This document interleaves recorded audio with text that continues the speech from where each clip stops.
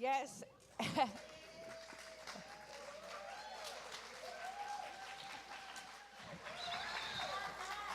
It's the rock star moment. São os momentos das estrelas. Esse é o momento das estrelas. Although you're all rock stars. Vocês todas são estrelas, todas heroínas, como o David Bowie diria, são todas heroínas. Come in, come in. Entrem, entrem, podem entrar, podem entrar. I'm just going to use this moment. Eu vou usar esse momento para vocês colocarem os headphones. Nós temos tradução. Botem seus headphones. Esse é um momento estranho porque, para mim, é a minha última sessão, é o adeus desses painéis. Nós temos muitas coisas ainda hoje à noite, temos um show, muitas coisas do UAU, mas esse é meu último painel. Então, nós vamos falar juntas agora sobre feminismo em termos de história. A história que foi vivida através e por muitas gerações de mulheres que lutam pelos direitos. Eu sei que vocês me ouviram dizer muitas vezes, para quem já esteve aqui durante o tempo todo, que a minha avó saiu da escola aos 12 anos e teve 14 filhos.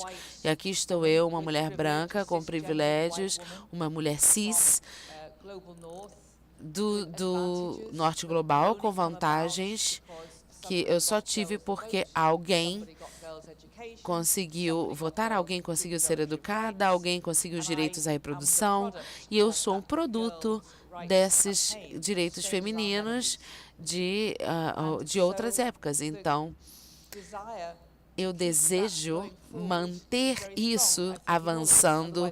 Isso é muito forte em todas nós, senão não estaríamos aqui num fim de noite, no domingo, várias mulheres juntas, pensando quais são as possibilidades do mundo para a igualdade. E, no final das contas, eu acredito que nós estamos falando de imaginação. Imaginação é o elemento mais importante dos direitos humanos, porque nenhuma de nós viveu num mundo de igualdade.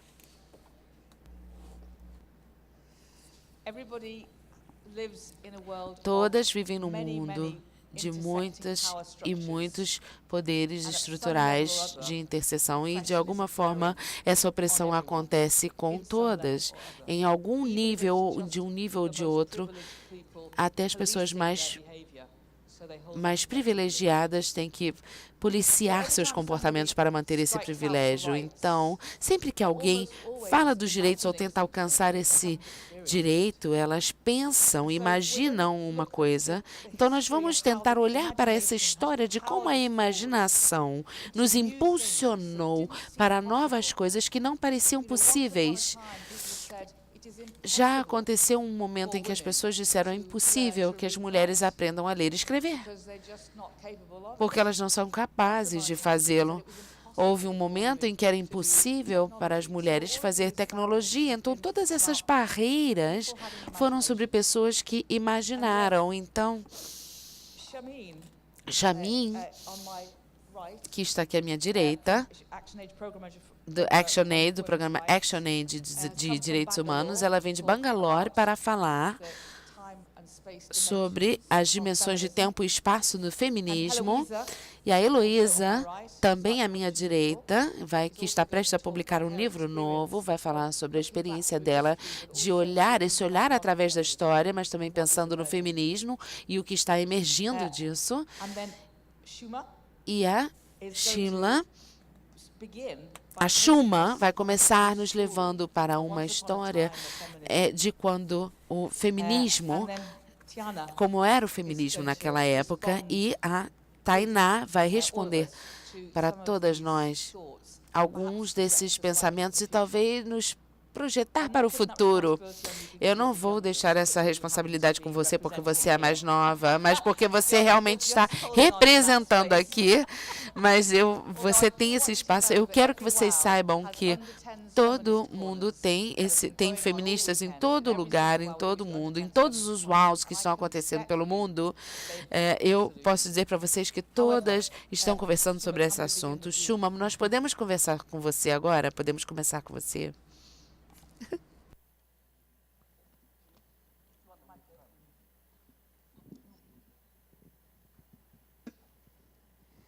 Boa tarde a todas e a todos. Agradeço muitíssimo o convite para estar aqui. Gostaria muito de falar, como sempre eu falo, que é espontaneamente, a partir das minhas pesquisas, da minha trajetória, mas hoje estou bastante insegura para fazer isso, então vou me ater a meus documentos, é verdade. Não. Mas fui eu que escrevi, então tenho o meu jeitão de falar e eu vou tentar me ancorar um pouco aqui, tá certo? Estou muito feliz, acho que esse festival está marcando golaço. Acho que nesse momento do Brasil...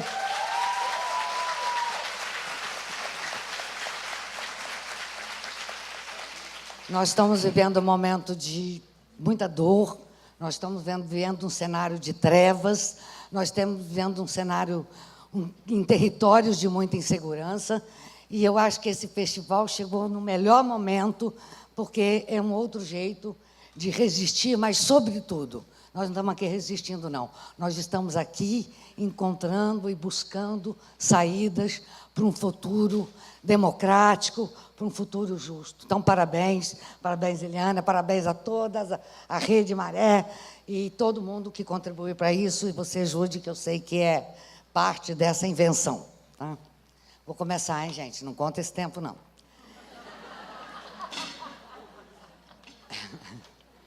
A luta das mulheres para garantir espaço e reconhecimento na sociedade vem de longe e passou por diversas etapas e sobressaltos.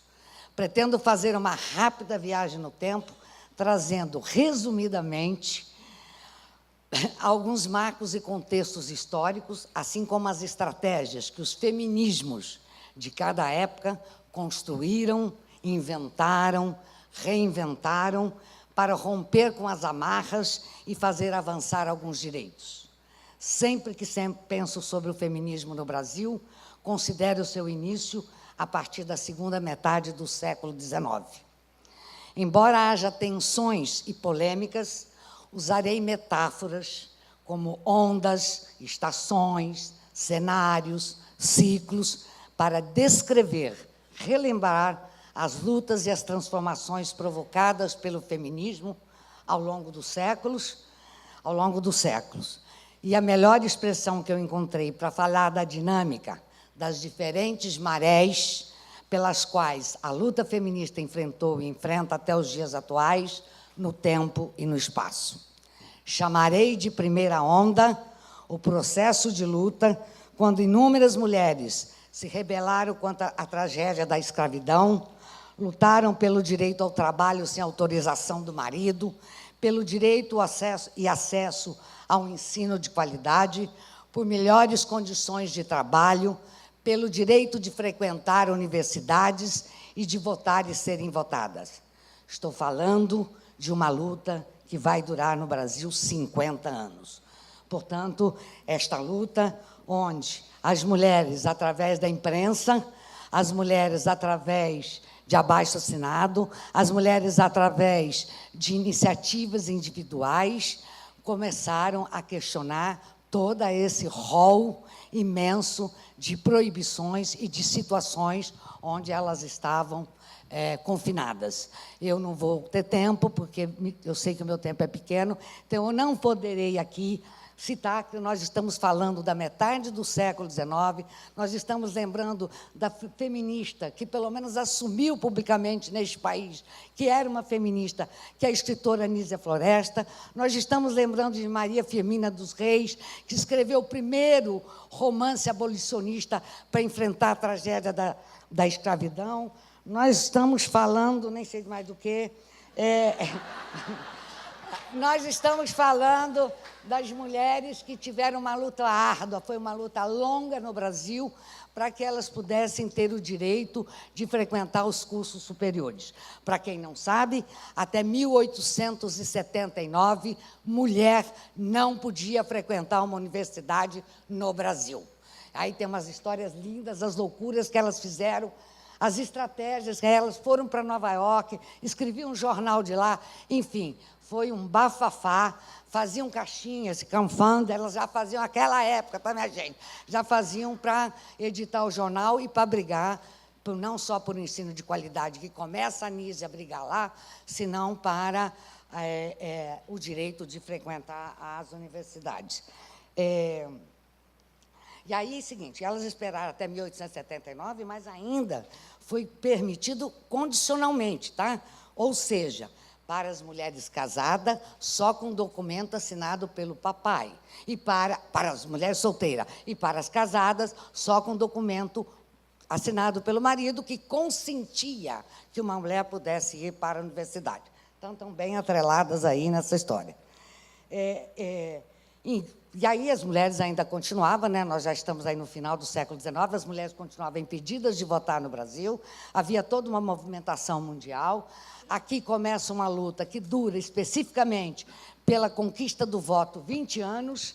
As mulheres vão conquistar o voto por um decreto em 1932, tem muita confusão nossa aí, mas o decreto onde permite que as mulheres votem é de 24 de fevereiro de 32, depois vai entrar na Constituição de 33, depois lá em 46 vai ser obrigatório na nova Constituição, mas foi uma luta aí.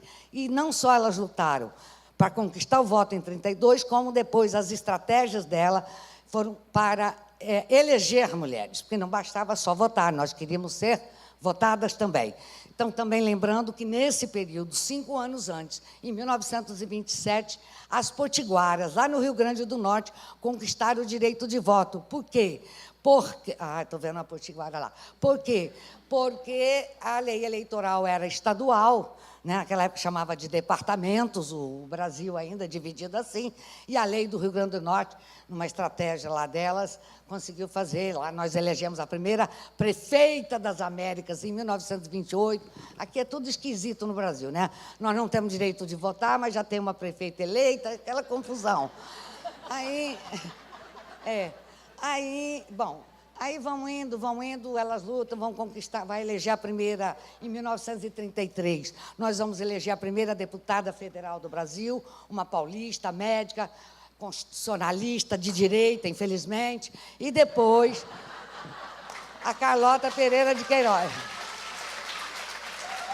Já guardei o meu papel, mas eu vou voltar. Aí depois, claro, elegemos 8 deputados estaduais, mas uma coisa bem legal que é importante contar é o seguinte, para votar na Assembleia Constituinte, para escrever a Assembleia Constituinte,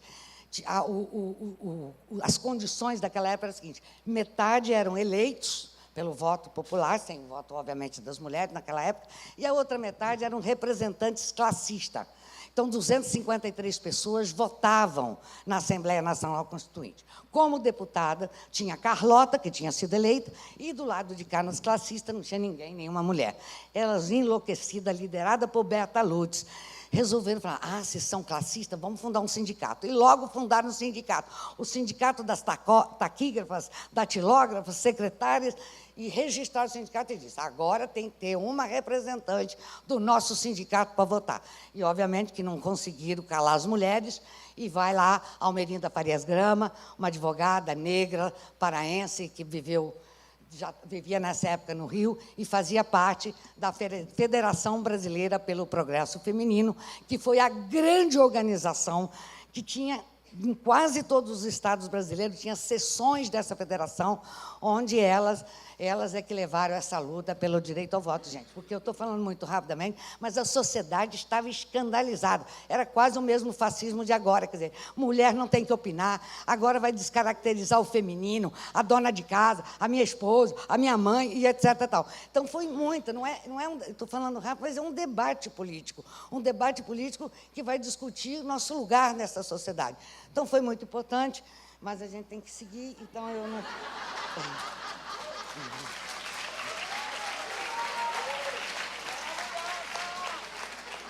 Bom, eu esqueci de falar também, elas fundaram um partido, quer dizer assim, votar nós não podemos, mas ninguém disse que não podemos fazer um partido. Então, em 1910, neste país, as mulheres, as feministas, construíram um partido chamado Partido Republicano Feminino, fizeram uma manifestação, saíram pelas ruas, tudo aquele chapéuzinho, que era meio burguesa, branquinha, né? Isso eu não vou contar muito, mas era essa turma, né, que estava naquele feminismo da época e tal. E aí, também... Foi um momento de muita força das operárias. As operárias enlouqueceram na greve de 17, elas estavam firmes. As anarquistas, então, fizeram manifesto, queria 8 horas de trabalho, melhores condições, daí vai. Aí vem a Laudelina de Campos Melo, que muitas aqui conhecem, que estava aí, não suportava mais as condições em que as mulheres negras eram tratadas nas casas, nos trabalhos, a discriminação, o racismo, e ela vai fundar lá no começo do século a Associação das Empregadas Domésticas. Pense você que nós inventamos, não, que essa mulherada já inventava há muito mais tempo. Então, eu quis lembrar de Laudelina, porque estava ali, junto com outras e por outras razões, discutindo a nossa condição. Bom, a luta sufragista, eu vou embora, não posso falar mais, porque não dá. As potiguaras, eu vou embora, Almerinda. Bom, aí vem o Estado Novo, claro, as mulheres conquistam direito, 33, a Constituição, 34, eleições gerais, 8 deputadas estaduais, elegemos a primeira deputada negra lá naquele estado de barriga verde, de olho azul, que é Santa Catarina, Antonieta de Barros, e... Depois vem a ditadura Vargas, né? Fechado o Congresso, todo mundo é caçado, os movimentos sociais são perseguidos. Depois de 46, depois que volta, a democracia de volta por aqui, o movimento de mulheres ele vai acontecer muito timidamente. O feminismo não tem esse discurso feminista, elas vão cuidar de muito mais de condição de vida, de fazer o Brasil retomar a democracia. Então, elas vão criar... Aí começa a luta pela caristia, depois de 46, né?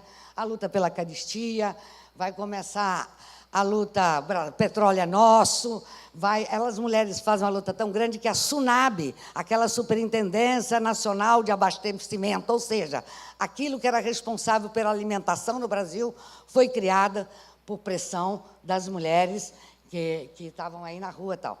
Bom, moral da história termina, nós vamos chegar já correndo na segunda onda feminista, tá? É no contexto dos militares no poder, a partir de 64, que uma nova onda feminista vai sendo forjada. No Brasil, interrompendo o sonho da participação política popular, sindicatos, associações e partidos são fechados ou cooptados pelo Estado ditatorial. A cultura e a liberdade de expressão são duramente perseguidas com a instituição da censura. No mundo ocidental, os anos 60, nós estamos falando da segunda onda, tá? Os anos 60 foram marcados pela luta das chamadas minorias pelos direitos civis. Nos Estados Unidos, paralelamente à luta dos negros americanos por cidadania plena e os movimentos políticos contrários à guerra do Vietnã, viu-se o surgimento do movimento de mulheres. Essa nova onda feminista distanciava-se da sua primeira versão, da luta pelo direito ao voto, em fundamentos teóricos e propostas práticas. O feminismo dessa segunda onda estava apoiado principalmente nas ideias da escritora Simone de Beauvoir, expressas em O Segundo Sexo, publicado em 1949 na França. Referência durante décadas para a nova organização do movimento de mulheres internacional, Simone questionava as relações sociais, estruturadas hierarquicamente e naturalizadas, que sustentaram durante séculos as desigualdades entre mulheres e homens. Nos Estados Unidos, a nova fase do movimento de mulheres teve como ponto de partida, em 1963, o livro A Mística Feminina, de Betty Friedan, aquela que queimou o sutiã, na qual ela denunciava as inúmeras estratégias do confinamento das mulheres na esfera doméstica e propõe novas formulações para a reorganização do feminino. É dessa época também a pílula anticoncepcional, quando a prática sexual ganhou novos contornos e possibilidades, obviamente, né? Começando assim um lento processo de separação entre sexo e reprodução. Embora as mulheres, tem um longo texto aqui, eu estou pulando, tá? Estavam liberadas, entre aspas, para o prazer, a sua condição legal ainda era bastante restritiva. Até 1962, no Brasil, o Código Penal brasileiro tutelava as mulheres casadas aos desejos e decisões de seu marido. A lei não permitia que a mulher trabalhasse fora, nem viajasse sem o consentimento do chefe da casa. A difusão do novo pensamento feminista contribuiu para cerrar a insatisfação das mulheres com o tradicional papel que desempenhavam na sociedade. Alimentada por novas informações, ganharam as ruas para entoar palavras de ódio como nosso corpo nos pertence, o privado também é político, diferente, mas não desiguais. Como resposta a essa intensa movimentação das mulheres, essa força do feminismo, as Nações Unidas vai instituir, em 1975, o Ano Internacional da Mulher, a década da mulher, e também a Conferência da Mulher no México, uma conferência que foi importantíssima para a retomada, etc. Tal. Também é desse período que ressurgiram no Brasil muitos jornais como uma forma de dinamizar as discussões, de conhecer os pensamentos, de conhecer as experiências nos outros estados. Nós estamos falando de uma época que não tinha celular, que não tinha redes sociais, o máximo da nossa tecnologia era um telefone, daquele fixo, ou o máximo do máximo era o chamado mimeógrafo, como é fax. Fax era a coisa mais moderna da nossa vida desse tempo. Então, é nesse momento que vai ter o Jornal Brasil Mulher, o Nós Mulheres, depois vem o Mulherio, depois vem o Xana com Xana, tem o Maria Maria, enfim, uma série de jornais que era isso que transitava pelo Brasil afora e dando notícias de cada coisa, de cada lugar, de cada território onde o feminismo estava sendo atuando, pensando em estratégia, resistindo e etc, etc. Bom, depois a gente chega na campanha das diretas da, nós ainda estamos falando da segunda onda, né? Nós ainda estava lá naquele movimento tentando sair da ditadura, então você está vendo que essa segunda onda nossa, tudo isso construído com a ditadura militar, obviamente. Aí a campanha direta toma as ruas, e nós, naquele momento, o feminismo no Brasil, os grupos, as organizações, nós estávamos de costas para o Estado, entendeu? Nós estávamos espalhados em diferentes partidos políticos, algumas longe deles, mas o movimento feminista seguia crescendo. E ele ia ganhando novos contornos, incorporando novas sujeitas, até muitas até então invisibilizadas dentro do próprio movimento, como os grupos de mulheres negras, o grupo de mulheres lésbicas, trabalhadoras urbanas, rurais, prostitutas e tantas outras. Vítimas das desigualdades salariais, da carestia, dos preconceitos, violência e do racismo, organizaram-se em grupos de autoestima, de denúncia e de ação política. Nesse contexto, ganham destaque as discussões sobre as necessidades das mulheres negras, ausente da pauta feminista. Não foram poucas as ativistas negras que levantaram suas vozes para criticar o feminismo que, na prática, não assumia a agenda étnico-racial. Que Deus tenha Lélia Gonzalez, que muito escreveu, que muito criticou, que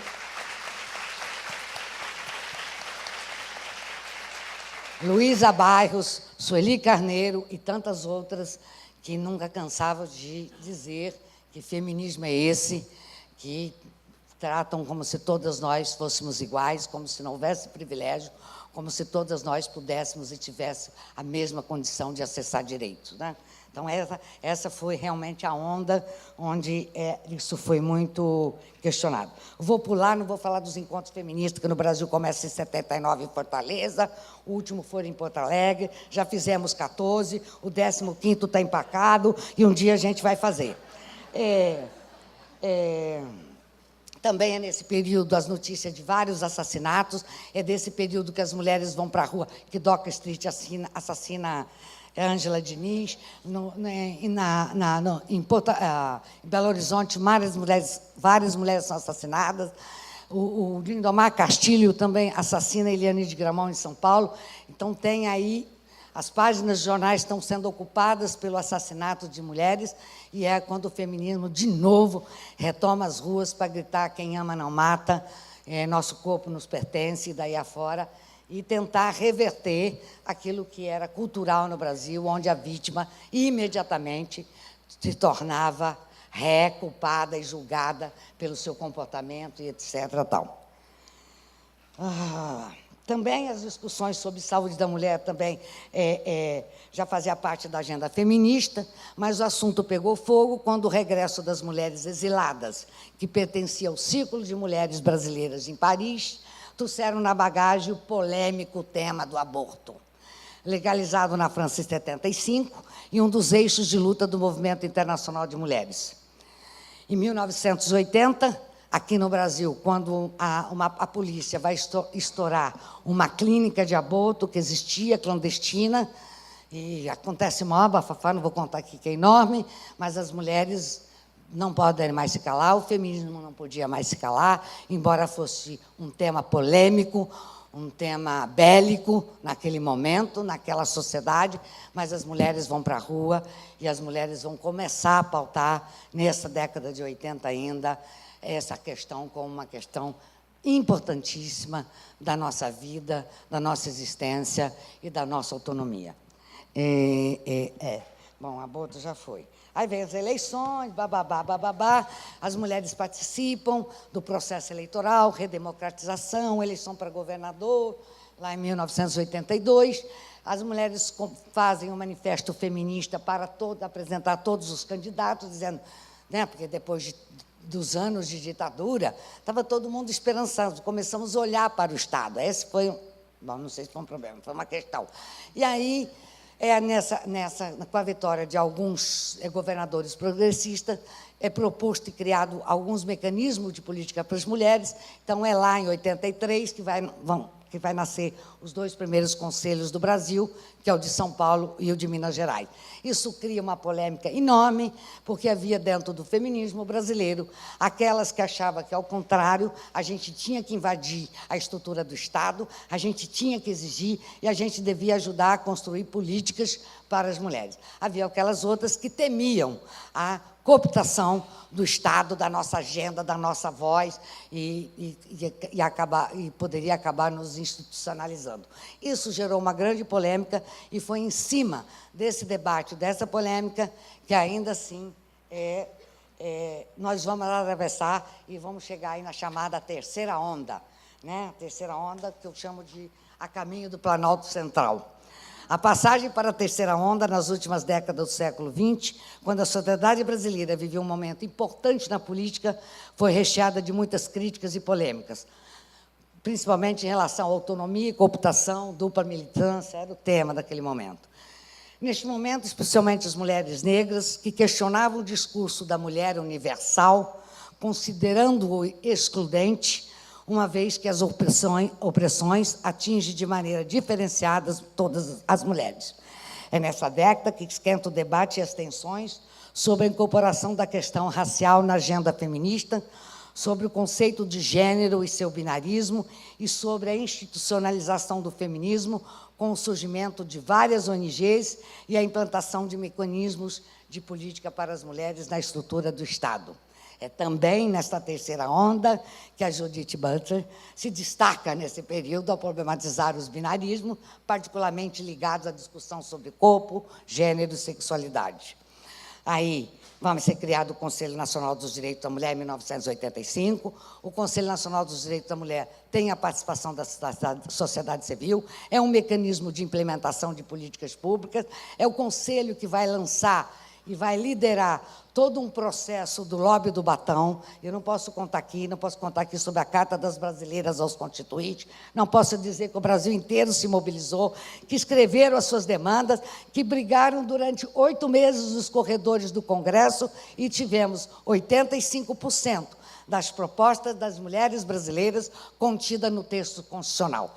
Antes que alguém me pergunte o que é que não entrou, eu já digo logo, não entrou o direito ao aborto, que era uma das nossas propostas, e não entrou a questão da orientação sexual. Nós fomos num comecinho bem, obrigada, mas depois reorganizou as forças de direita e a gente não conseguiu mais. Então, já pulei tudo isso foi muito bom, que foi rápido, tá, Júlia? Aí veio o governo Collor, acaba com tudo, nós já tínhamos saído correndo de lá, as feministas não estavam mais no Planalto Central. Vem o Fernando Henrique, que também deu muito pouca importância para essa história, mas é neste momento, e é dentro dessa terceira onda, porque olha como ela é uma onda bem institucionalizada, né, na minha cabeça. Aí é dentro deste momento que o período que o movimento feminista teve sua agenda ampliada em virtude do ciclo de conferência promovido pelas Nações Unidas. Aí a gente vai ter a ECO 92, o Beijing, a Conferência de Durban, a Conferência de Direitos Humanos, o Cairo, e do racismo e etc. Tal. É aí também que vai nascer, nesse processo das conferências, a Conferência para Beijing, que vai nascer a Articulação de Mulheres Brasileiras, articulação do qual eu faço parte até hoje, com muito orgulho, prazer e tesão, e vai nascer também, no processo das conferências, principalmente a Conferência contra o Racismo, a Conferência de Durban, vai nascer em 2002, a Articulação Nacional de Mulheres, de Organização de Mulheres Negras, e, em 2004, o Fórum Nacional de Mulheres Negras. Quer dizer, está certo que é uma agenda das Nações Unidas, a gente tem muita bronca com isso, etc., mas foi também por isso que, quer dizer, ou essa agenda ou essa polêmica que fez com que a gente desse uma certa organicidade em vários dos movimentos que andava por aí. Bom, não vou falar nada da Conferência de Beijing da China, nada da plataforma, da ação, não vou falar que em 2002... Não, vou falar que em 2002, as mulheres brasileiras, 10 articulações nacionais que tinha no Brasil, não vou poder citar, 10 articulações nacionais de mulheres do campo e da cidade, de branca, negras e outras cores, de todos os jeitos, organizaram uma Conferência Nacional de Mulheres, onde tem uma plataforma feminista que é a Bíblia de muitas de nós aí, até hoje, que é uma coisa fantástica. Isso é antes de começar as conferências oficiais do governo, tá? Aí, vem. Daí o governo Lula, aí aquela esperança renasce, muita gente vai para Brasília de novo, refaz as maletas, muitas feministas, especialmente as ligadas aos partidos, vão começando a assumir lugares de muita importância e definição política, e o Lula cria lá a Secretaria Especial de Política para as Mulheres, com status ministerial.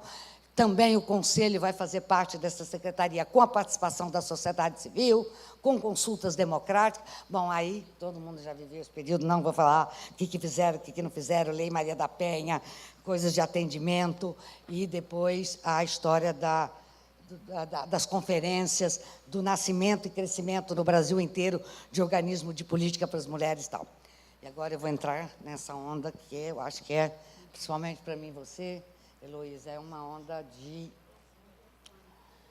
profundo respeito, certo? Que eu chamo que onda é essa. É a quarta, né? Mas eu chamo de que onda é essa. Uma quarta onda feminista emergiu e cresceu num cenário de acirramento das posições fundamentalistas, contrárias à autonomia das mulheres, do debate sobre interseccionalidade e trazendo novas estratégias de resistência através das tecnologias virtuais e retomada das ruas. Começamos a segunda década do século XXI, alarmadas pelas previsões negativas que rondavam o contexto econômico, político e social, provocando frustrações e intolerâncias e abrindo caminho para o aumento das violências físicas, feminicídios, extermínio da juventude negra, de indígenas e de integrantes da comunidade LGBT. O avanço das forças conservadoras, alimentadas pelo fundamentalismo religioso, que opera nas casas legislativas principalmente, tem apresentado inúmeros projetos de leis que visam limitar o acesso a métodos contraceptivos, transformar o aborto, em qualquer circunstância, em crime, aumentando a punição àquelas que a ele recorrem, e colocando em risco a vida de milhares de mulheres, etc. Depois eu vou falar do gênero, que querem abolir da literatura educacional as expressões culturais e qualquer referência à perspectiva de gênero e tal. A presença de novas sujeitas e a abertura de uma perspectiva interseccional tem contribuído para ampliar a democracia no interior do movimento, reconhecer a diversidade, o multiculturalismo e a defesa dos diferentes protagonismos da autonomia, da defesa do corpo enquanto território e da necessidade da redistribuição do poder e dos recursos para enfrentar as desigualdades de classe, raciais, étnicas, identitárias, de orientação sexual, geracionais e de cosmovisão. Indignadas com a tragédia da violência de gênero que os fatos apresentavam, a culpabilização das mulheres pela violência sexual e estimulada pelas mobilizações em outros países, em 2011, teve início no Brasil a Marcha das Vadias.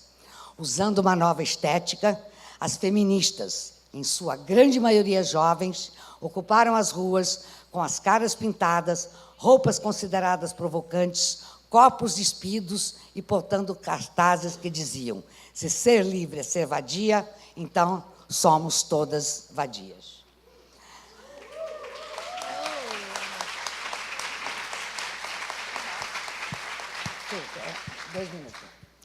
As resistências através das ocupações, das ruas e da internet conjugam o feminismo desta época. No ano de 2015, 2 grandes marchas invadiram Brasília, além de dezenas de manifestações pelo Brasil afora. Nós estamos aqui lembrando a grande marcha, a 5ª Marcha das Margaridas. Sai inverno, entra primavera e as feministas não deixam nem as redes sociais e nem as ruas. Reagindo à onda neoliberal misógina, elas foram as primeiras a ocuparem as praças contra vários PLs. É assim que vai nascendo a primavera das mulheres, é assim que as mulheres vão colocando na parede o Cunha, e é assim que as mulheres não vai deixar nem nada disso. O Mar Lilás tomou inicialmente as ruas do Rio, para, na sequência, ganhar o país inteiro nos protestos contra as ameaças de retrocesso. A primavera das mulheres floresceu e tem rendido frutos até hoje. Então vou terminar. Sem terminar, tá? Então, só vou parar, porque não terminei, mas eu estava falando um pouco desse contexto, mas as outras pessoas têm que falar com toda razão. Estou falando desses novos movimentos.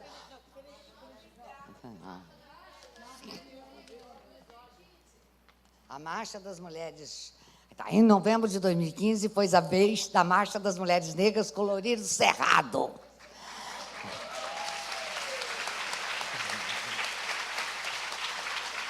Depois de 3 anos de construção e articulação nos estados e municípios, se juntaram em Brasília, no mais potente demonstração de força política para denunciar a ação sistemática do racismo e do sexismo que são atingidas diariamente, mediante a conivência do poder público e da sociedade, com a manutenção de uma rede de privilégios e de vantagens que nos expropriam oportunidades de condição e plena participação social. Estou dizendo porque aqui é o dossiê da Marcha da Mulher Negra, escrito por elas, está certo?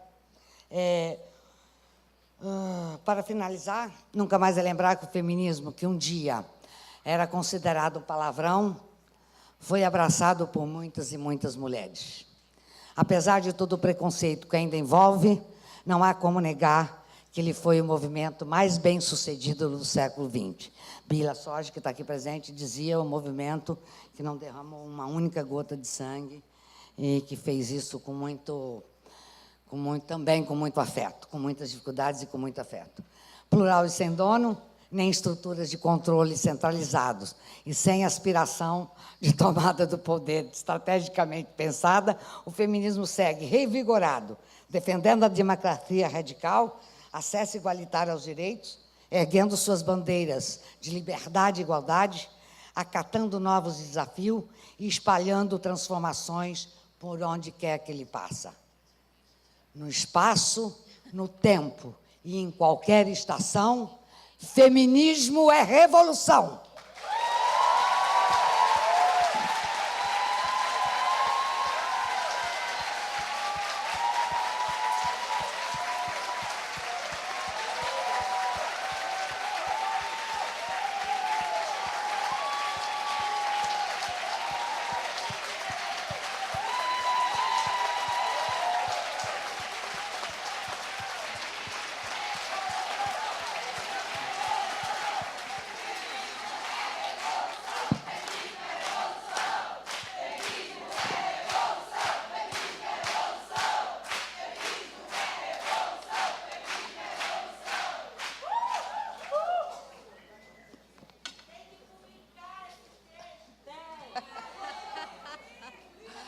Okay.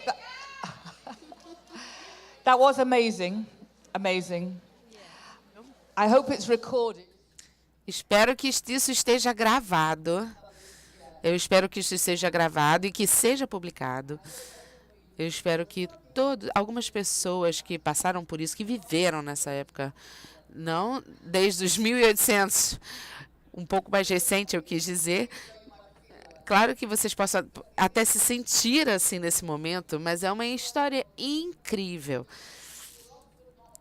E que nós, muitas vezes, nem sempre somos encorajadas a saber, não somos permitidas, de alguma forma, a olhar essa nossa história. E temos que sempre ficar contestando isso e demandando isso. Mas essa interação foi maravilhosa. Eu sei que a Chamin precisa entrar no avião dela.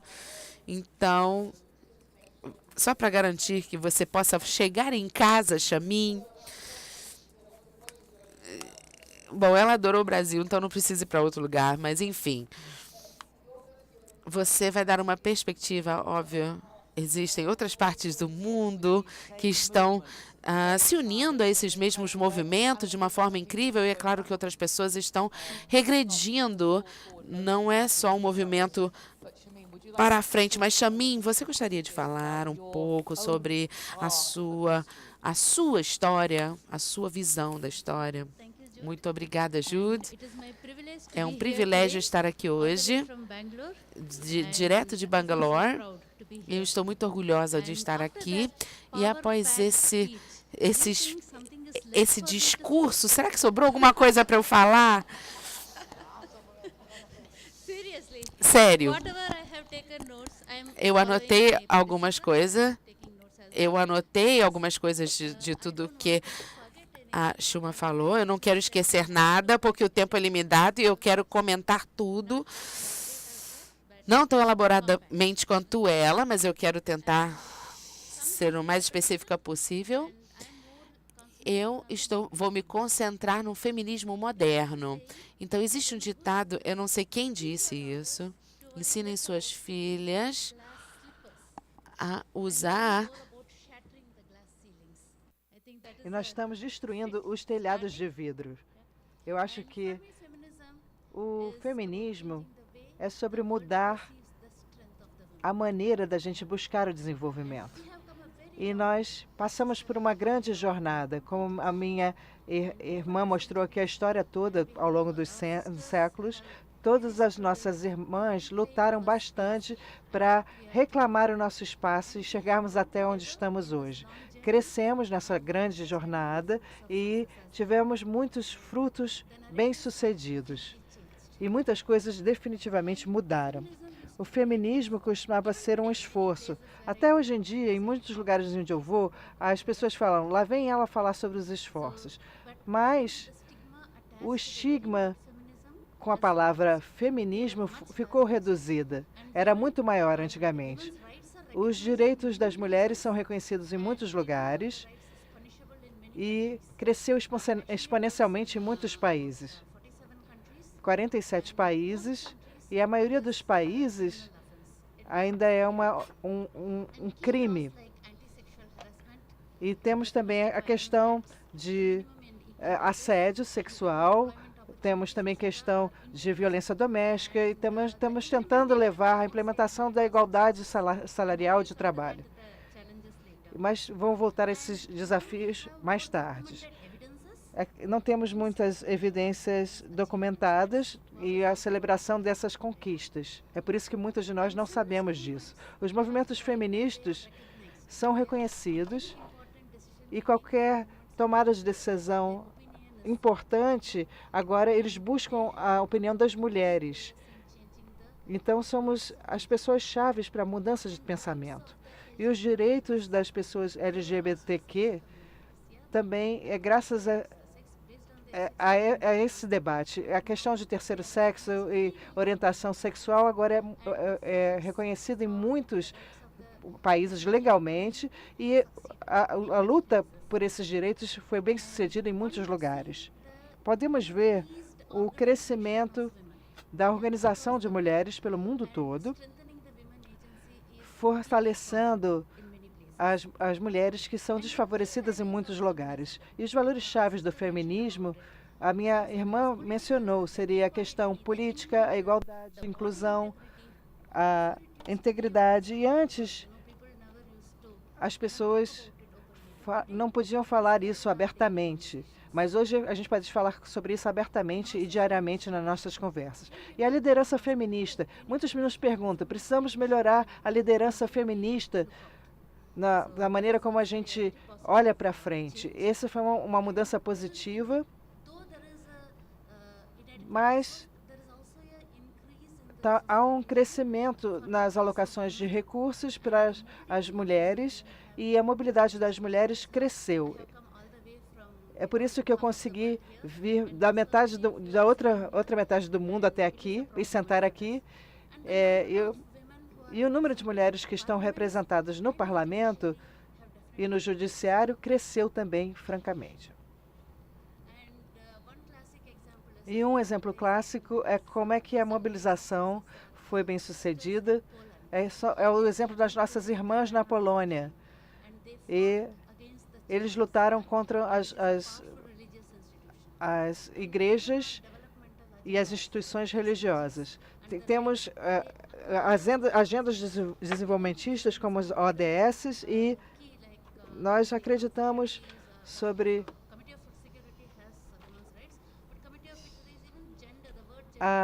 a gente até gerou a palavra igualdade de gênero, que antes era um tabu. Isso é algo bom. E a ActionAid, a organização a qual eu pertenço, tem uma boa presença, como eu mencionei antes, e há muitas mulheres da nossa comunidade que plantaram as sementes de mudanças e ainda estão plantando essas sementes em diversos fóruns regionais, nacionais e internacionais. O ActionAid não é uma organização feminista, mas a nossa jornada é formada pelos princípios feministas e a gente critica a questão intersexual para a informação do programa e também dentro da nossa organização, levando uma massa crítica de feministas internamente para levar adiante a agenda feminista fora da nossa organização. E como as líderes femininas elas foram bem-sucedidas, como eu mencionei, no nível nacional e internacional, eu queria dar um exemplo do Nepal. O Nepal é uma montanha e para as mulheres, para aprenderem algo, ou serem treinadas em algo, elas têm que andar para cima do morro por 5 horas. Então, eles têm que caminhar por 5 horas para o alto da montanha. E você pode ver que essas mulheres que tinham que andar tanto para chegar à educação, elas falam sobre o feminismo, elas falam sobre a mudança nas esferas pessoais delas. E elas não precisam mais de permissão dos maridos para irem até esses encontros. E os maridos também trabalham com as tarefas domésticas, mas as mulheres, mesmo assim, têm que completar a maior parte das tarefas domésticas antes de ir para o encontro.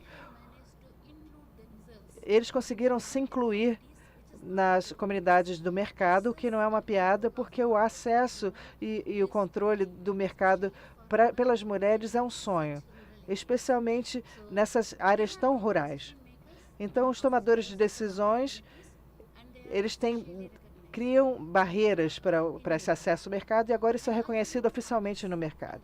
Há membros da comunidade e eles dão o testemunho deles, eles falaram sobre as mudanças climáticas, como as mulheres são afetadas em espaços diferentes, falaram sobre por que há uma necessidade das mulheres terem representação, e eles deram as evidências que são necessárias para informar as nossas políticas em mutação. E temos grandes plataformas para as mulheres, muitos mecanismos, e muitos países com quem a gente trabalha, eles têm escolas feministas como uma plataforma de aprendizado para tornar decisões políticas. Então, as mulheres e as meninas estão trazendo as mudanças feministas. Mas nós, de fato, conquistamos essa igualdade. Isso está mudando. É claro que há desafios. Nós conhecemos os desafios. Vocês sabem que o poder opera em 3 níveis: o visível, o invisível e o oculto. Para mim, o feminismo está completo quando a gente é capaz de influenciar o nível invisível que controla todas nós, em pontos diferentes do tempo. Normalmente, o que acontece é que o desenvolvimento não feminista, que seria esse tipo de abordagem, se torna um benefício tangível. Você diz que aquela atividade foi completada, mas existem as verdadeiras pobrezas, e daí vem a verdadeira mudança. Não é uma... eu acho que ela é a melhor pessoa para falar como funciona ou não o feminismo. Você já ouviu a Indra Munio, que é a CEO? Ela deveria ser uma pessoa muito poderosa no mundo empresarial, e eu tenho essa entrevista com ela, e eu pensei, o que ela está falando? Ela é tão poderosa, ela é capaz de influenciar a agenda mundial,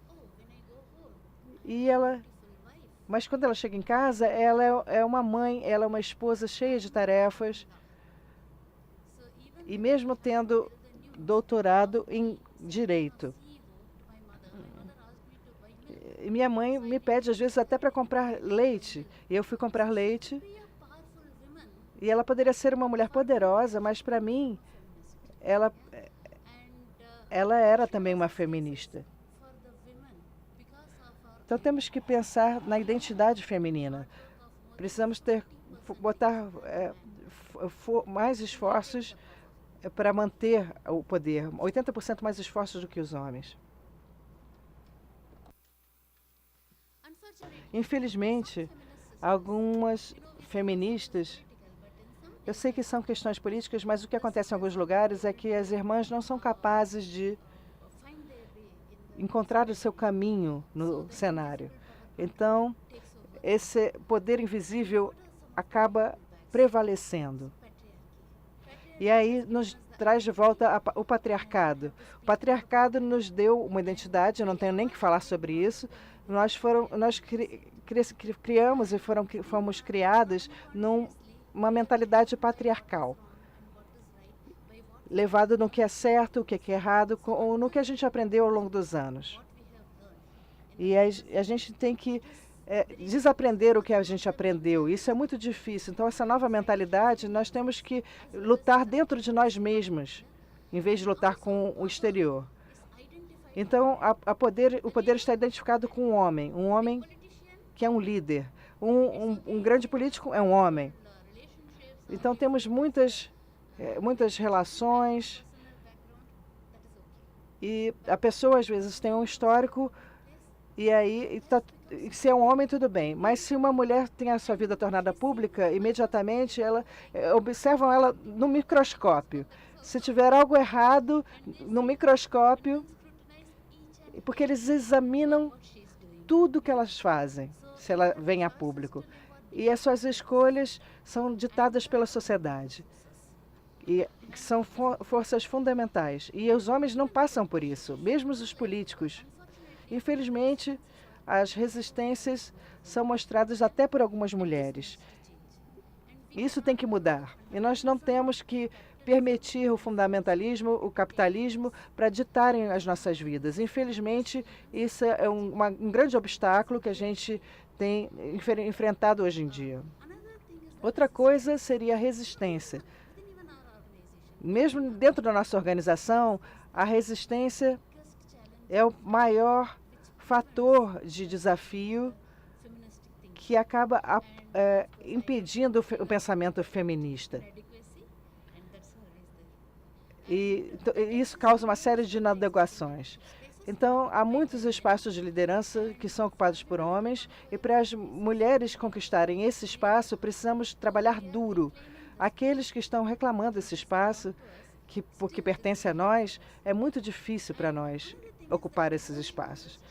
E também temos as restrições emocionais da mulher, porque exploram a nossa natureza amorosa. Eles nos identificam como filhas. As mulheres têm essa tendência ao sacrifício. Precisamos ser boas esposas, boas filhas e ajudar a salvar as nossas filhas. É assim como é a nossa campanha, Salve as Nossas Filhas. Vocês sabiam disso? Vocês fariam isso? Eu acho que muitas mulheres nem consideram sobre si mesmas. Elas só pensam na família, elas são responsáveis pela família. E outra coisa seria que um dos desafios que temos é que não temos uma análise mais profunda para pensar nessa interseccionalidade. As lutas são intensificadas porque as mulheres são discriminadas. A nossa irmã explicou isso pela raça, pela etnia, o sexo, o gênero, a religião, etc. Imagine uma mulher negra, ela precisa brigar o dobro de uma irmã branca para ter o seu espaço. Imagine uma mulher negra que tem deficiência, vai ter que lutar ainda mais. Então imagina, isso se multiplica se ela é deficiente. Então a gente tem que entender essas interseccionalidades. E outra coisa seria a luta pelo espaço político. A gente vem falando sobre isso bastante aqui, eu nem precisava mencionar, mas em muitos países as extremas direitas estão assumindo o poder. E o poder não é dado às pessoas comuns. As mulheres é que têm que lutar mais. E o feminismo continua acontecendo na vida cotidiana. E outro aspecto é que temos ideologias diversas entre nossas próprias irmãs. Então, mesmo se há uma pequena lacuna, os elementos da extrema-direita continuam a nos explorar. Esse é um desafio que a gente tem que ter cuidado. E muitas políticas maravilhosas, infelizmente, não são implementadas. E eu tenho exemplos, mas por causa da questão do tempo, eu não vou dar os exemplos para vocês. E o que podemos fazer rapidamente? Eu acho que a gente tem que repolitizar nossas abordagens. Precisamos ser bastante políticas no nosso pensamento. Não é como uma questão de treinamento de 3 meses, mas deveria ser parte da nossa conversação diária. E a coletivação das mulheres e das meninas, precisando internalizar a sua situação e a sua necessidade de mudança, para continuamente criticar e analisar os clãs feministas. E deveria haver uma parte no planejamento, não na tomada de decisões, mas desde o planejamento, deveriam ser parte disso. De tal maneira que a questão de gênero possam ser consideradas com a alocação apropriada. E temos que, em todo lugar que a direita foi bem sucedida, se você observar de perto, é uma questão sistemática, porque eles têm se organizado por décadas.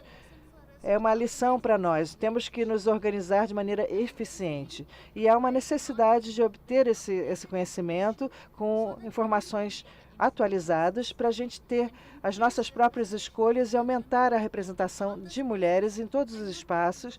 Eu não estou só falando sobre... Estou falando sobre a transformação da liderança feminina. feminista. Eu sinto que a gente precisa mudar a cultura da política para a gente capturar de volta o matriarcado. Porque o patriarcado já tem mais de 10 mil anos e o matriarcado é muito mais antigo, muito, muito mais antigo. É claro que precisamos ter as feministas em todas as políticas e implementações e precisamos ser bem criativas, e ter estratégias. Precisamos disso, porque as lutas regulares, ao menos que elas sejam enormes, elas são colocadas pelas pessoas. E no meu país, em Mangalore, há irmãs que estão protestando contra a violência contra as mulheres e o governo nem observa o que está acontecendo. Então, se torna uma rotina para eles. Então, acho que precisamos fazer isso numa escala massiva. As mulheres têm que se envolver de uma maneira significativa. Queríamos convidá-las a todas a trabalharmos juntos para escolher, para lutar nesse espaço de feministas. Somos todas feministas. Muito obrigada.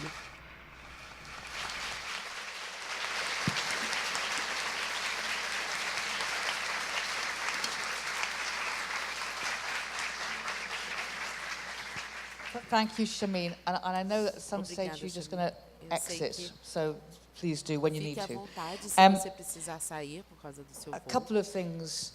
I think Algumas both coisas eu of acho. you have in a way Eu demonstrated acho que that there vocês has been a demonstraram trajectory que foi uma going trajetória forward, que foi positive adiante, seguiu adiante, foi trajectory. positiva, foi uma trajetória positiva. Underlying that, though, Mas, abaixo disso ainda há um mundo de mulheres de segunda classe que precisam ser...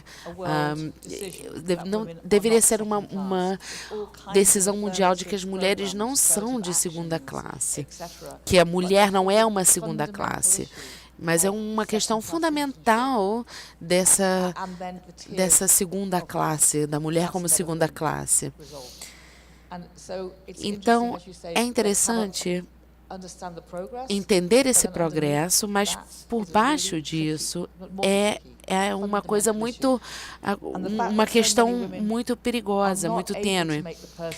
Eu não consigo fazer essa política pessoal, mas eu diria que isso é verdade por muitas de nós. Muitas vezes você não está pronta para viver a sua política pessoalmente, tanto quanto você gostaria, porque seria muito difícil viver a sua vida com os seus entes queridos e a sua rotina, se você tivesse que, de fato, ficar o tempo inteiro na linha de frente. Então, esse é outro tema interessante. Então, Heloísa, eu gostaria que você continuasse agora para falar sobre o seu sentido histórico do tempo, da linha do tempo do feminismo. Você vai publicar o seu livro, está prestes a publicar seu livro sobre o feminismo, e eu gostaria que você falasse sobre essa quarta onda do feminismo, as novas ideias das jovens feministas. Tendo ouvido agora já essas duas ideias sobre os movimentos, eu gostaria de saber se você poderia falar sobre a sua visão. Thank you. Eu queria primeiro agradecer First, I a would Julie like to por thank essa ideia, essa iniciativa incrível do UOL e a coragem da Eliana, porque peitar um evento desse tipo não é brincadeira. Então, Eliana.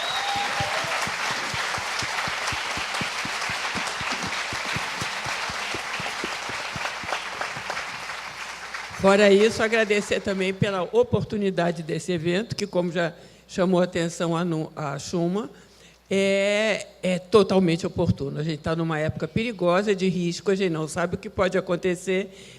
E eu tenho um sentimento, que pode ser até onipotente, de que as mulheres vão conseguir orientar, pelo menos, a imaginação das mulheres. Eu acho difícil, gente, o que você sente aqui, a eletricidade desse lugar, os hormônios que persistem na Shuma, que eu já tenho muito menos.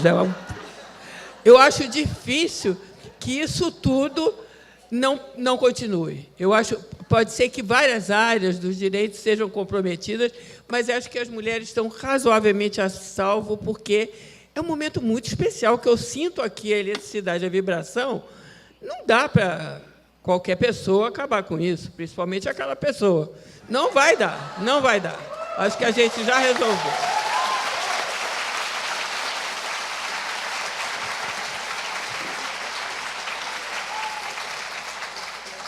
Fora isso, eu fico com muita inveja, eu fiquei fascinada pela fala da Schumann e também pela lógica que ela passou de um momento para outro. Para mim, tudo isso é um desastre.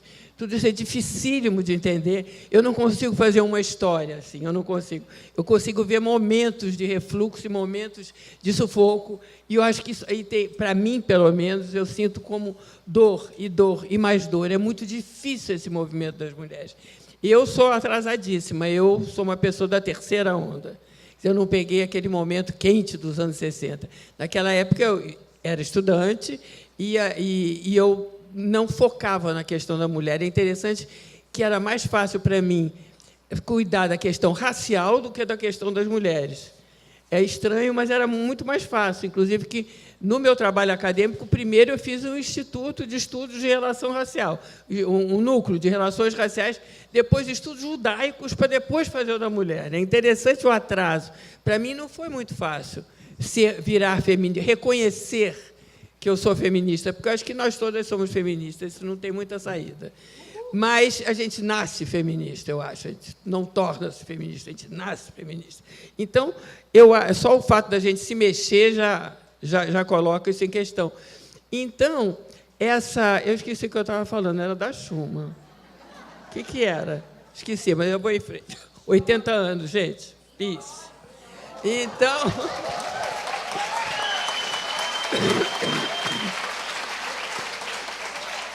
Bom, então, para mim, isso tudo são gaguejos enormes, e ela botou numa linha direta que eu fico fascinada, porque, inclusive, me espanta. Eu, toda a terceira onda, eu comecei a trabalhar na universidade, foi no meu pós-doutorado, fora do país. Era muito difícil ser feminista, gente. Você era acusada de mal-amada, você era acusada mas naquela época não tinha saída. Hoje, não. Hoje eu vejo um certo orgulho de ser feminista. Você pode falar essa palavra. A gente não podia falar essa palavra. Eu voltei dos Estados Unidos falando, mas eu aprendi essa palavra nos Estados Unidos, longe a beça. Eu estou reiterando esse fato para mostrar como era difícil num ambiente da América Latina, porque depois eu fiz um seminário chamado Inosotras Latino-Americanas, para ver por que essa dificuldade nas nossas sociedades. Foi interessante, o foco era a dificuldade em ser feminista na nossa sociedade e como andar. Tudo me parecia muito difícil. E eu voltei dos Estados Unidos, super feminista, eu já voltei totalmente crente na causa, e comecei a mexer na universidade, querer institucionalizar, fazer esses estudos. Então, minha militância é toda muito tímida e muito acadêmica sempre. E muito de publicar, de querer facilitar os intermediários, de publicar coisas para ajudar, como é o caso desse próximo livro agora, é só para dar informação. Não é exatamente um ativismo meu. Mas eu fui dessa terceira onda, e lá por virada dos anos 90, eu estava trabalhando mais com a periferia do que com as mulheres, eu larguei um pouco a questão das mulheres e passei para trabalhar a questão da periferia, cultura da periferia, e, de repente, eu já achava que o feminismo já era. Eu não estou ouvindo nada, eu não estou sentindo nada, a gente trabalhou um pouco em vão. Onde é que está o feminismo? De repente, não sei de onde, eu ouço gritos e gritos e gritos, estava aí o feminismo. E com a minha neta, que saí de mini saia gritando que o corpo é meu, minha neta. Quem me explicou foi minha neta. Quer dizer, pula uma geração e essa outra geração vem com uma força fascinante. E muito diferente. Eu acho que quem explicou isso para mim foi a Bila, que ela tem uma frase que eu acho assim, a coisa mais sensata e lúcida sobre a quarta onda. Ela disse, no nosso tempo, o pessoal era político. Foi que a gente descobriu, que a pessoa era política, que é assim que se fazia uma nova política. Hoje, diz a Bila, o político é pessoal. Você faz através do seu eu, da sua pessoa, do seu testemunho. Isso é uma diferença absurda. Eu nunca me lembro de ter falado, minha fantasia era nós feministas, mas eu, Heloísa, fui xingar ou assediada no trabalho, me disseram isso ou aquilo, não estava em questão. A questão do eu politizado, do eu fazer política com a força de um eu, e é um eu interessantíssimo, porque é um eu que ecoa. Eu me lembro, nas passeatas, tinha uma coisa linda, que era o microfone humano. Uma pessoa dizia, eu fui não sei o quê. Aí a fila de trás repetia, a fila de trás repetia. Aquilo era uma coisa deslumbrante, era uma coisa chocante. Eu não conhecia isso. Eu fui porque eu estava fazendo essa pesquisa. Mas na minha geração, eu não tinha visto isso. Eu lembrava das pessoas com megafone, eu lembrava com as pessoas com microfone, eu lembrava de afirmações. Eu, por exemplo, trabalhava no feminismo para o futuro. Essas meninas, as minhas netas, todas, estou incluindo todas vocês como netas, as minhas netas, elas já não questionam mais direitos, elas não lutam por direitos, elas já têm o direito. E que ninguém venha me chatear, porque esse direito é meu, já é meu. É muito diferente, isso é um choque. Então, eu fico numa posição interessante, porque é entre o será que está certo isso, não era mais bacana a minha revolução, ou essa coisa tão pessoal, essa coisa... É claro que quem ensinou isso um pouco foi a lógica da internet. A internet é a grande diferença entre a terceira e a quarta onda, porque a gente falava para 10 pessoas. Hoje, qualquer post pega milhões. Então, a internet deu uma ressonância e deu uma nova forma de pensar a política, porque a internet tem uma força de repercussão muito grande. Os likes e os dislikes, eles, para o bem e para o mal, eles são uma fortaleza, é um instrumento, é uma metralhadora aquilo. É bem potente demais. E o feminismo soube usar isso. Quando acabou as passeatas, quando você vê o finzinho das passeatas de 2013, 2014, começa, aquilo apagou, quer dizer, apagou, ficou latente, né, que a gente viu que alguém pegou isso, mas, de qualquer forma, ficou latente. Essas passeatas, elas tinham um sentido muito diferente, elas não queriam intermediários, elas não queriam partido, elas queriam direitos fundamentais, elas não queriam direitos ideológicos, ela queria direitos éticos. Eu quero educação, o que mais era? Transporte, saúde, era exatamente os direitos fundamentais, e não era por aquele partido, é o que eu quero e pronto. E, às vezes, tinha demandas menorzinhas, às vezes, mínimas demandas, era de uma beleza incrível. Luiz Eduardo Soares escreveu um artigo falando dessas passeatas de 2013, olhando assim, você via aquele monte de faixa, e cada faixa era uma faixa. E cada pedido era e tinha uma faixa, particularmente, que ele fotografou, que era incrível, que dizia assim, é tanta coisa que eu não sei falar. Tanta coisa que ele queria pedir que eu não sei pedir. Era lindo, quer dizer, uma coisa assim. E também, de repente, esse treinamento da falta de liderança, tem o episódio também da entrevista, e o cara dizia, eu não sou ninguém. Não, quando foi perguntado o nome dele, um black bloc, né? Faço isso, aquilo, mas como é o seu nome? Não sou ninguém. Então, essa ideia do ninguém, da falta de hierarquia, a falta de liderança e, principalmente, a falta de necessidade de intermediário para as suas causas, ela marca uma diferença de linguagem política muito grande. E eu acho que o feminismo pegou tudo isso assim, botou no colo e levou. Foi o único que aproveitou. Eu temo a dizer que o Bolsonaro também aproveitou. Ele entendeu, ele escutou também. Mas antes é um pouco o motivo da coisa. Ele ouviu 2013, mas o feminismo, eu estou apontando para o Antônio, não sei porquê, mas o feminismo, ele da primavera, ele realmente pegou essa força, ele ouviu o que estava sendo dito e saiu falando. As causas são rigorosamente as mesmas. As performances também, ela contou que lá atrás, no sufragismo, as mulheres já faziam performance na rua. Então, a performance não é uma novidade. Mas é novo, é completamente diferente esse diabo dessa quarta onda. Ela tem uma potência, ela tem uma sutileza, e o que mais me fascina é essa falta de liderança. Quem são as líderes desse novo feminismo? Se a gente disser, a gente está forçando a barra, porque não se ofereceu como líder. Então, essa novidade ela é muito importante. E também a coisa do encontro. que é uma coisa que a rede proporciona.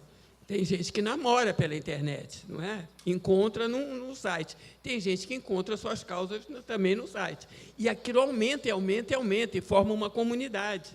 Então, a questão do encontro é muito fundamental. Falta pouquinho. Aí eu perdi. Bom, falta pouquinho. Acho que eu vou declinar dos meus 5 minutos e continuo eu continuo nas respostas. Resposta não, nas perguntas. Estou gaga.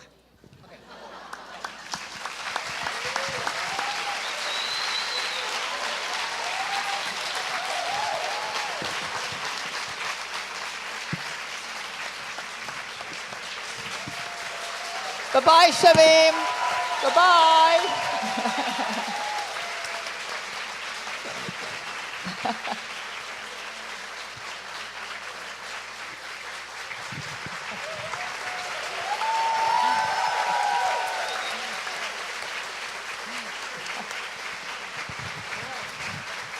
I would like to speak about the differences in feminism. Right now.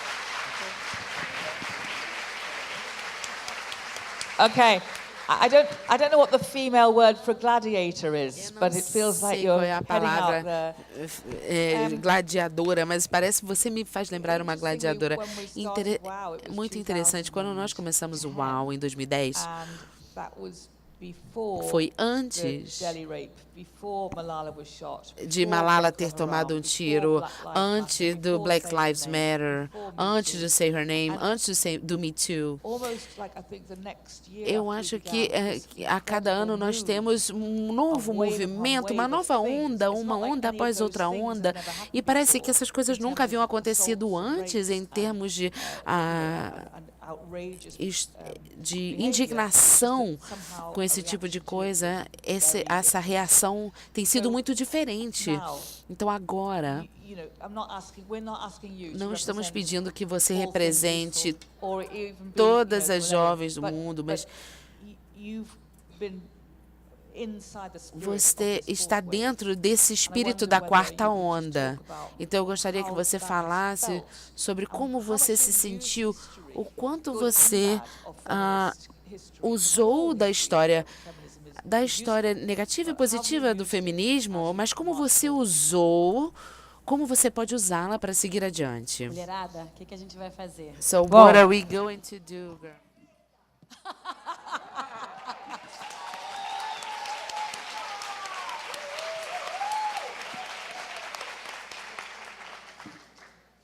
Mulheres, vocês.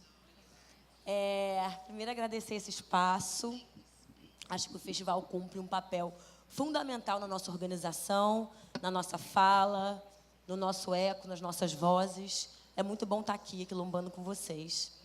Eu vou tentar falar um pouco do que a gente precisa pensar de acúmulo, do que é essa quarta onda, e eu assumo, admito, reivindico o meu lugar de quarta onda. Mas também reivindico um lugar de mulher negra. E acho que o feminismo negro tem muita contribuição porque a gente vai construir de agenda para os próximos tempos.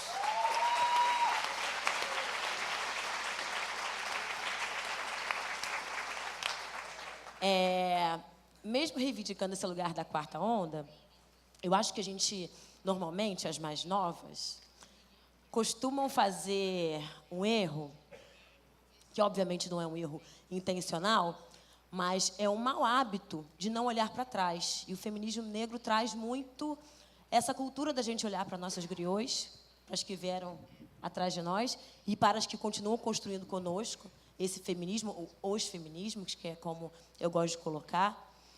E falar que mesmo essa estrutura, e falar que essa opressão que a gente vive ainda cotidianamente, é forjado nas bases da sociedade contemporânea através de um capitalismo sórdido, patriarcal, misógino, excludente e cruel com as mulheres, que permitiu uma acumulação de riqueza e de capital em cima do corpo dessas mulheres. A gente não pode deixar de falar sobre isso. E de como é que, obviamente, a gente tendo o espaço público negado de nós e o poder econômico negado de nós, a gente não ficou parada dentro de casa, como Benedita de manhã falou, fazendo uma metáfora com o tanque e com o fogão, de que, por mais que a gente tenha sido renegada ao espaço do tanque do fogão, mesmo ela cozinhando muito bem, reivindicando o lugar de boa cozinheira. A gente conseguiu criar estratégias ao longo do tempo para a gente se reunir e construir. E a gente precisa olhar para essas ondas e falar que... Eu prefiro falar dos tempos históricos, para pegar um pouco também o histórico escravagista do Brasil, e falando de Brasil agora, muito especificamente, se a gente não entende que foi a partir do corpo negro, e principalmente do corpo das mulheres negras, que a nossa riqueza desse país foi construída e gerada, e que, obviamente, os espaços de poder, e que é uma discussão que a mulherada da minha onda vem reivindicado cada vez mais, se a gente não entende essa construção dessa sociedade a partir da acumulação de determinados corpos, a gente não consegue refletir até onde vamos para desconstruir certos limites. Tem uma autora que, obviamente, todos vocês conhecem, a Angela Davis, que ela vai pegar uma leitura do Achille Mbembe, que é muito importante para a gente entender o que a gente está fazendo na rua e o que a gente anda fazendo nas redes sociais. Tem dois caminhos que forjaram um pouco a nossa sobrevivência, e falando das mulheres negras, que foram a lógica do martírio e a lógica da sobrevivência. As mulheres negras criticaram muito o movimento feminista em determinado momento, Schumann, e aí, dialogando muito com você e com a Heloísa, que obviamente não viram a dificuldade extrema das mulheres negras saírem do espaço de subjugo, e porque, obviamente, estavam tentando sobreviver. A lógica da sobrevivência se impõe a qualquer direito. Que direito ao corpo que nada, eu quero comer. Essa foi a nossa primeira grande onda, a onda da comida, a onda da fome.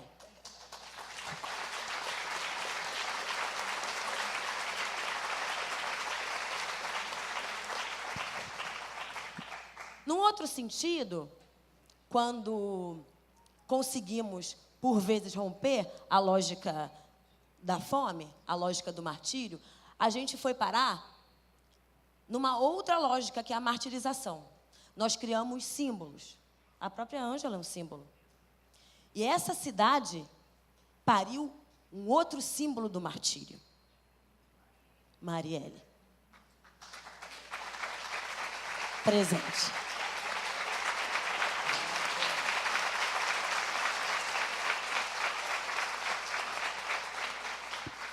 E essa mesma mulher, a Angela Davis, ela agora fala, e vem falado muito, e na última marcha americana, que ela foi uma das lideranças que estavam lá na rua, fazendo o que nem a gente faz, fazendo jogral, vestindo com megafone, construindo ato, ela falou de novo da construção de uma terceira lógica, que é o que a nossa onda faz muito bem, que é a construção da lógica do poder.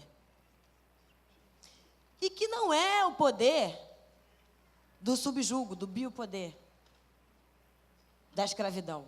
Não é o poder dos homens brancos héteros estranhos.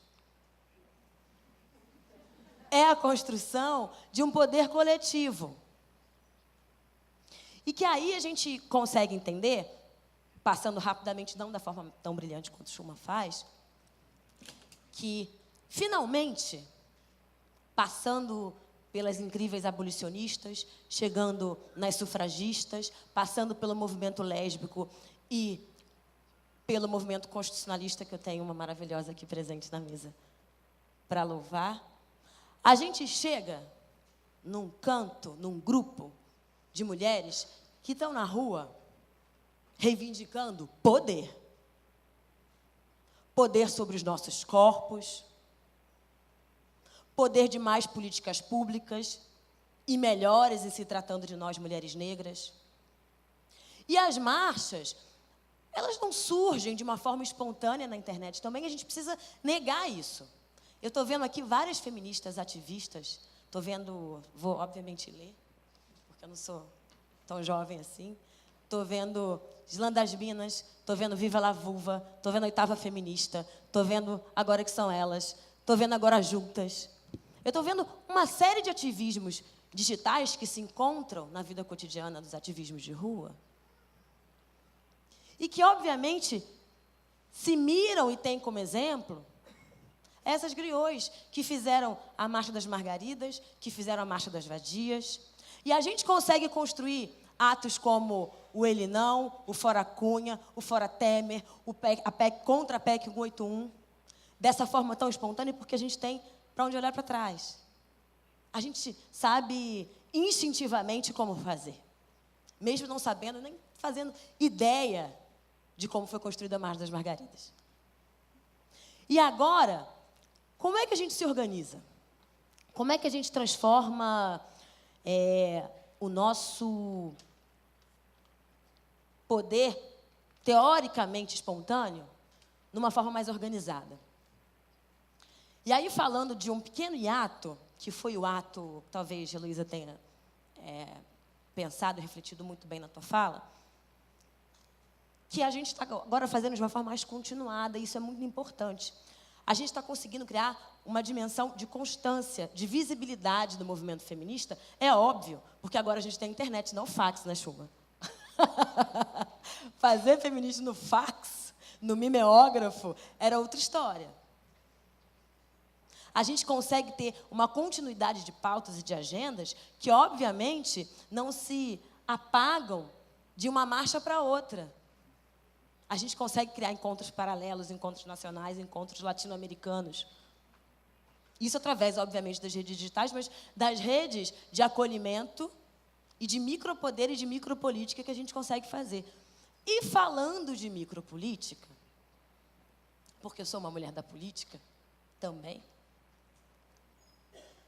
a gente chegou, a partir dessas constitucionalistas, a uma conclusão grande. E eu vou até largar o papel, porque é importante a gente falar muito dessa etapa que a gente está vivendo agora. As constitucionalistas conseguiram incluir, nem sei como, mas na marra. Tá bem, Ildete, a vozinha dela não consigo ver. Consigo ver onde ela está. Linda. Ildete Pereira de Mello, uma salva de palmas aqui para essa mulher.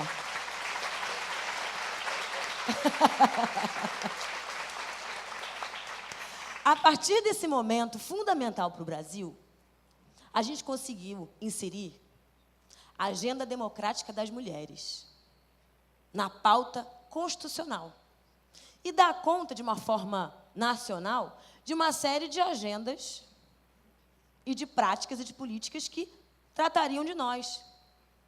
E as mulheres negras, a partir de 95, conseguiram criar uma agenda muito específica para a pauta das mulheres negras, que foram culminar, obviamente, com o campo democrático popular ascendendo ao poder, com o maior representante que está preso agora em Curitiba, promulgando uma lei que é fundamental para a minha geração do lacre do tombamento, que às vezes a gente apaga.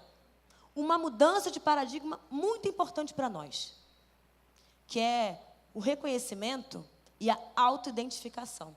A 10.639 começou um momento de levante em massa nosso. E não se trata apenas do cabelo, da estética, de entender a minha origem étnico-racial.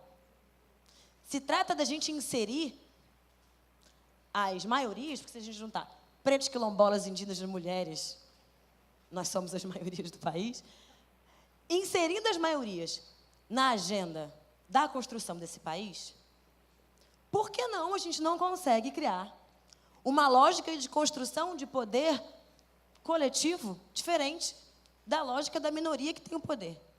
Porque quem tem o poder nesse país é minoria. E essa minoria, sim, deveria estar subjugada ao nosso poder.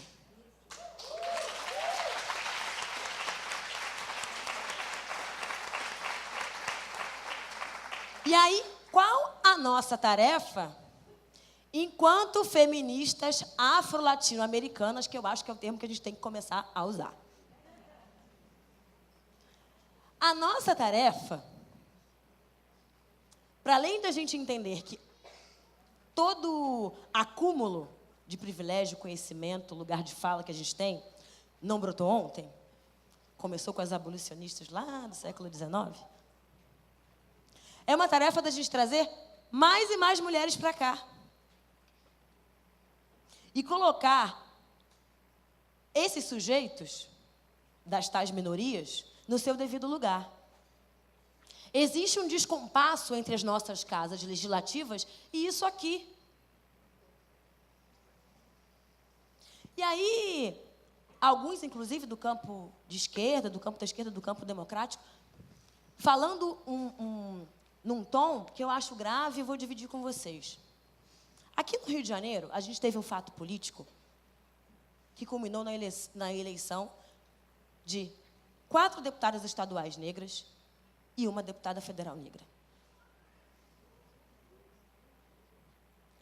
Esse fato político, que foi a execução sumária de uma parlamentar negra em exercício, pode sim, claro, ter fomentado o debate. E, para mim, o fato atípico que deve ser questionado é porque, ainda em 2018, existem tantos candidatos ricos, brancos, disputando as casas legislativas. E não as mulheres negras, que são a maioria da sociedade. Como é que a gente constrói, a partir de agora, uma agenda de estabelecimento de um poder que é comum a todo o povo brasileiro? E para fechar, porque agora daqui a pouco você vai levantar a plaquinha, eu vou dar outro puxão de orelha do nosso campo, que foi uma fala do Ciro Gomes que me incomodou. Não, quer dizer, se eu for citar todas as falas que o Ciro Gomes falou, que me incomodaram,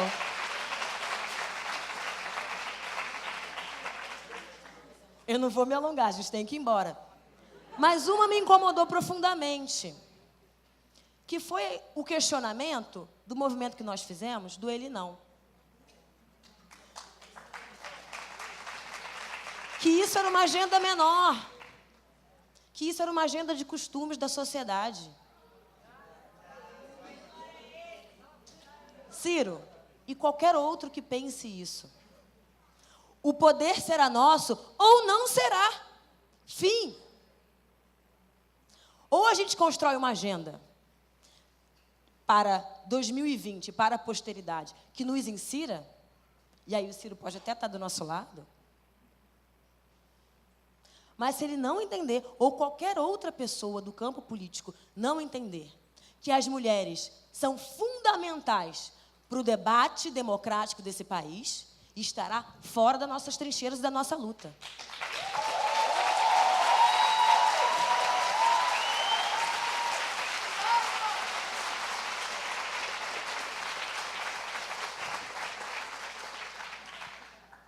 Para encerrar, eu me senti muito provocada pela Luísa.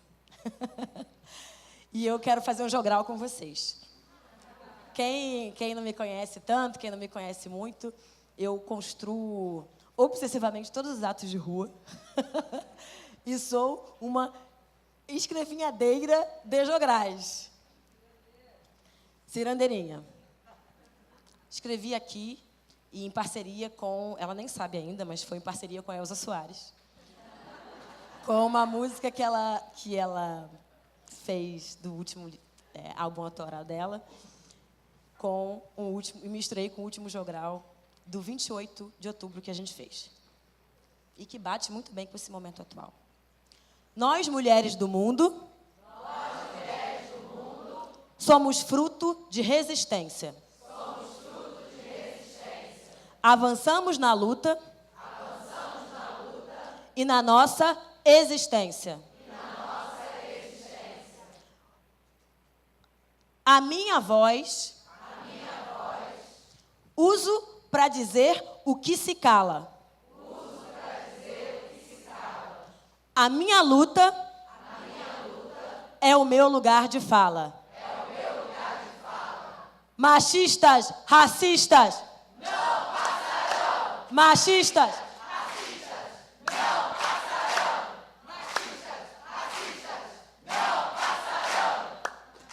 Marielle presente.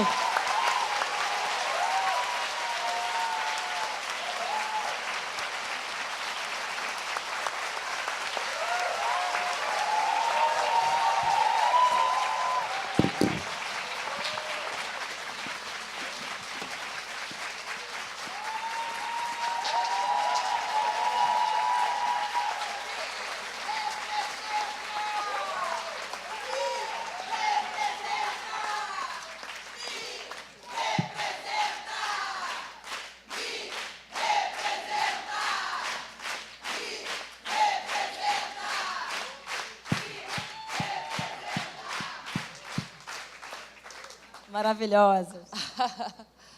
Okay, that is an amazing wow ending. I don't think we should bother to do anything else except we would like to say together that it's been an amazing Uma experience experiência together. maravilhosa And, juntas.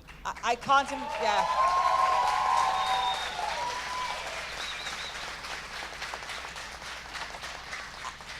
And just let's all keep imagining the future. E imaginem o Head for the futuro. future. Head for the Pensem no future. futuro. Direcionem para o futuro todas juntas. Well, we'll see you for the next wow. E vamos vê-las no próximo UAU, certo?